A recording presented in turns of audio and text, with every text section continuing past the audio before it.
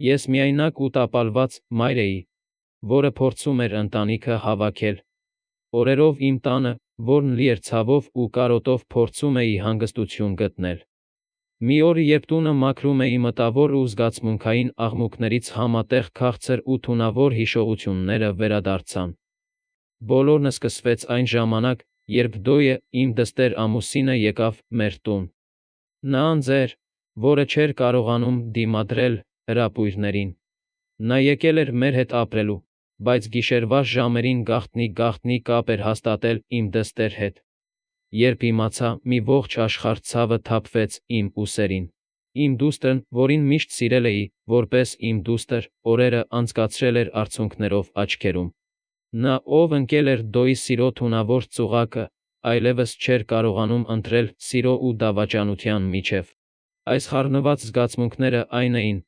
որոնք իմ կյանքը լի էին դարձրել կասկածներով ու սրտի ճեղքվածքով։ Այս տունը, որն օրին էր հանգստության տեղ, այժմ դարձել էր դժոխք։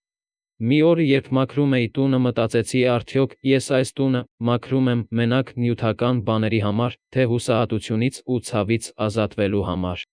Այս պատերի մեջ, այս ամեն հիշատակի իրերի մեջ լռեցված էին գաղտնիքներ, որոնցից մինչ այժմ, բայց այս բոլորի ընթացքում, երբ փորձում էի ամեն բան վերադարձնել այն անցյալ օրերին, մի պահ նկատեցի, որ իմ դուստրը վերադարձել է։